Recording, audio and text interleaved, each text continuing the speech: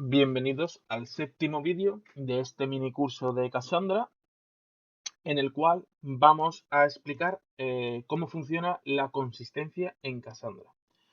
Bueno, pues como hemos hablado en vídeos anteriores, decimos que Cassandra, al ser, bueno, o mejor dicho, el concepto de las no SQL, te dice que no buscamos la consistencia de los datos, sino que lo que buscamos es la rapidez o un mayor rendimiento en las consultas a la hora de devolver datos.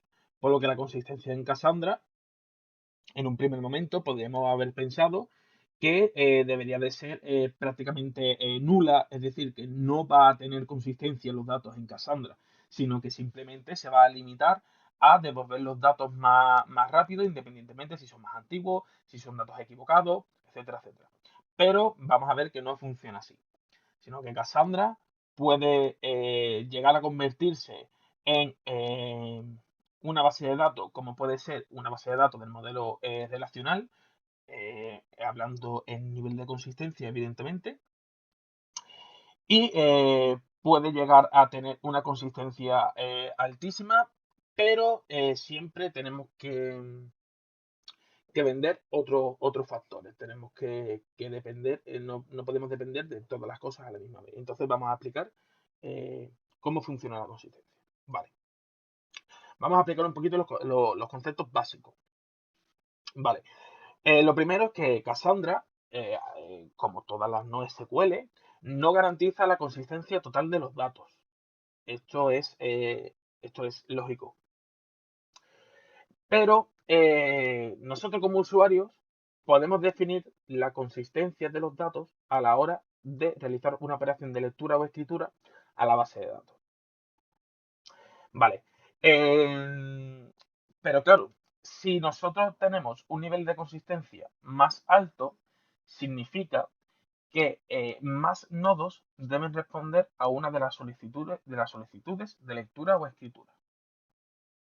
Esto lo que hace es que nos va a proporcionar más seguridad de que los valores replicados en cada nodo son los mismos y nos va a devolver un dato correcto, pero como tenemos ahí, llegamos a la conclusión de que a mayor consistencia de los datos, menos rendimiento.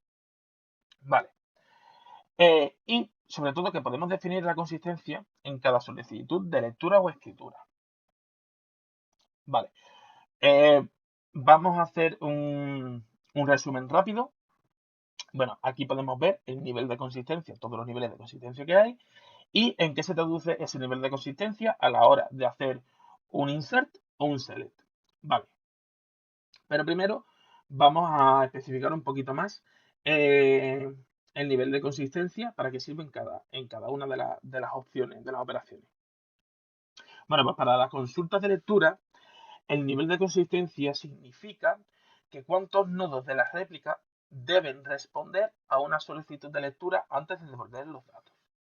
Mientras que para las operaciones de escritura, el nivel de consistencia especifica en cuántos nodos se debe replicar la información para asegurar que la información no se pierda y sobre todo determina la fuerza que tiene que tener para que las consultas sean consistentes con el estado de los datos. Vale. Bueno, pues tenemos aquí los niveles de consistencia. Primero tenemos un nivel any, ninguno, el cual nos está diciendo que solamente, por ejemplo, en las operaciones de escritura, nos va a decir que solamente se va a guardar o se va a escribir ese dato en el nodo actual. No queremos la consistencia de los datos. Nos da igual. Simplemente queremos que ese dato se guarde y el dato que devuelva, meta sin cuidado. Vale. Luego tenemos los niveles de consistencia, el 1, el 2 y el 3. En las operaciones de escritura, lo que quiere decir este nivel de consistencia es que los datos van a ser escritos en 1, 2 o 3 nodos. Es decir, si nosotros especificamos para una operación de lectura, especificamos que queremos que tenga una consistencia 2, significa que ese dato que vamos a insertar se va a replicar en un nodo y en dos nodos. En dos nodos vamos a tener el mismo dato en dos nodos. Para las operaciones de lectura vamos a tener que un nivel de consistencia 1, 2 y 3, lo que significa es va a devolver los datos más recientes de una, dos o tres réplicas. Es decir, si nosotros en una operación de lectura le decimos que queremos un nivel de consistencia 3, para de que Cassandra nos devuelva ese dato, va a tener que devolver los datos más recientes de los tres nodos que tienen ese dato replicado. Vale. Luego tenemos el nivel quórum. El nivel quórum en una operación de escritura nos va a decir que va a ser escrito en un nivel quórum de nodos. Bueno, el nivel quórum es una fórmula que es el número de réplicas entre 2 más 1. No viene el caso. El nivel quórum no viene el caso. Bueno, lo dejamos ahí. Vale.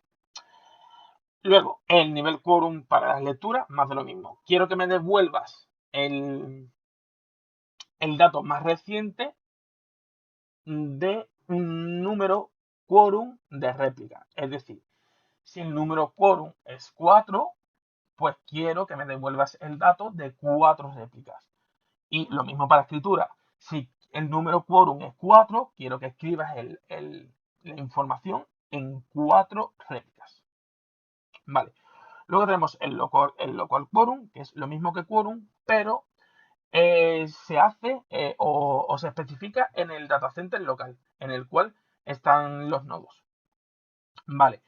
Por ejemplo, para una operación de escritura va a ser escrito en un número quórum de réplica en el datacenter local. Es decir, si el número quórum es 4, pues los datos que vamos a insertar van a ser replicados en 4 nodos del datacenter local. Mientras que para la operación de lectura va a devolver los datos o va a devolver los datos recientes del datacenter actual, al cual estamos